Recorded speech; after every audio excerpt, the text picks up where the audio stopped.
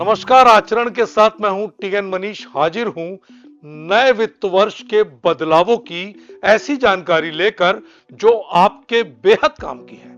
लिहाजा आप वीडियो को स्किप तो कतई ना कीजिएगा और लगातार इस वीडियो में अंत तक बने रहें। हम आपको इस वीडियो के मार्फत नए वित्त वर्ष में लेन देन संबंधी तमाम बदलावों से रूबरू कराएंगे। 1 अप्रैल मंगलवार से नया वित्त वर्ष शुरू हो चुका है। इसी के साथ ऐसे तमाम बदलाव लागू हो जाएंगे जिनका असर सीधे आपकी जेब पर पड़ेगा।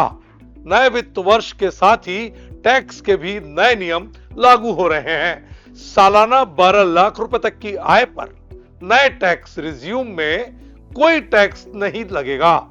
एटीएम से पैसे निकालना, यूपीआई लेन देन, बचत खाता, क्रेडिट कार्ड, बीमा और जीएसटी से जुड़े नए नियम भी लागू हो चुके हैं। 1 अप्रैल से ही देश के सभी नेशनल हाईवेज पर वाहन चालकों को पहले से अधिक टोल टैक्स देना पड़ेगा। अब बचत खाते में न्यूनतम बैलेंस नहीं रखने पर खाता धारक को जुर्माना भरना पड़ेगा। इसके साथ ही बैंकों की शाखाओं में मिनिमम बैलेंस की जरूरत अलग अलग तय की गई है। जुर्माना राशि बैंक खाते के प्रकार यानी श्रेणी के रूप में अलग अलग होगी। शहरी इलाकों में 5,000 रुपए तो ग्रामीण इलाकों में 2,000 रुपए न्यूनतम बैलेंस रखना पड़ेगा। इस नए साल से कई बैंक अपने क्रेडिट कार्ड धारकों के फायदे में भी कटौती कर रहे हैं। ऐसा क्यों हो रहा है तो दोस्तों आपको बता दूं, एयर इंडिया और विस्तारा के मर्जर की वजह से यह सब किया जा रहा है। इसलिए अब आप क्रेडिट कार्ड का इस्तेमाल करते समय विशेष सावधान रहिएगा।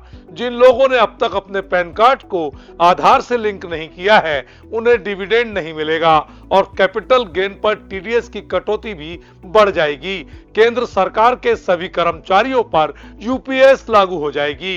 इसमें सेवानिवृत्ति के पहले 12 महीने में मिले औसत मूल वेतन की 50% रकम को पेंशन के तौर पर देने का प्रावधान है।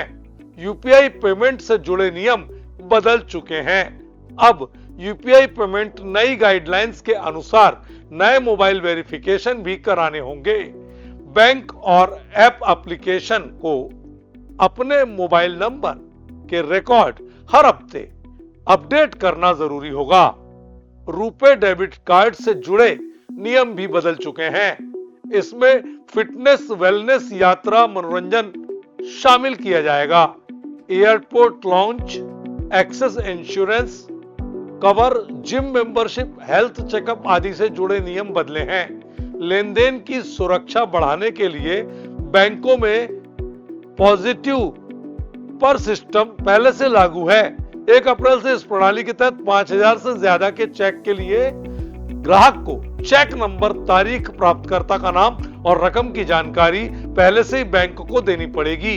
सरकार ने लॉटरी, क्रॉसवर्ड पजल और घुड़दौड़ जैसी गेमिंग विनिंग पर टीडीएस के नियम बदल दिए हैं। सालाना 10,000 की सीमा को खत्म कर दिया है। टीडीएस तभी कटेगा जब किसी एक जीत की रकम 10,000 से ज्यादा होगी।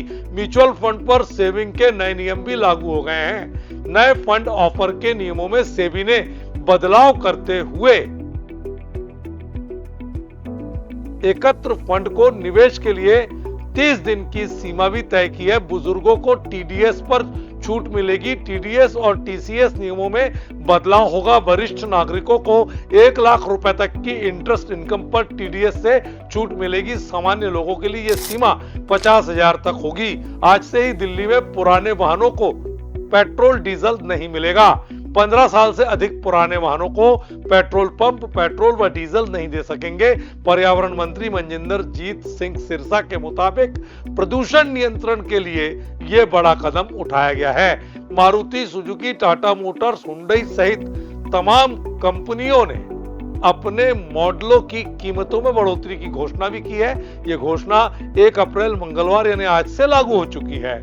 ऑथराइजेशन जरूरी, ई-वे बिल पर जीएसटी में सरकार बड़ा कदम उठाने जा रही है। अब नेशनल इंफॉर्मेटिक्स सेंटर ने ई-वे बिल और ई इनवॉइस सिस्टम में बिना सही ऑथराइजेशन के इनवॉइस जनरेट नहीं करने का बड़ा फैसला लिया है। गेहूं के बड़े रिटेलर और थोक व्यापारी भी अब हर हफ्ते गेहूं का स्टॉक अपडेट करेंगे। ये उनके लिए अनिवार्यता होगी। नए नियम लागू हो चुके हैं। हर शुक्रवार को ये अपने गेहूं के स्टॉक की जानकारी देंगे। रिजर्व बैंक के प्रायोरिटी सेक्टर लेंडिंग पर भी नए निर्देश लागू हो चुके हैं। इसके तहत लोन की सीमा बढ़ा दी गई है। इस लिमिट को शहर के साइज के आधार पर कैटेगराइज किया गया है। तो ये थी हमारी नए वित्त वर्ष से जुड़ी उन बदलावों को लेकर जानकारी देती पेशकश जो आपके लिए जरूरी है। इस पेशकश में इतना ही। नमस्कार। देश दुनिया की सभी खबरें देखने के लिए जुड़े रहिए आचरण न्यूज से। आचरण न्यूज, हर कदम आपके साथ।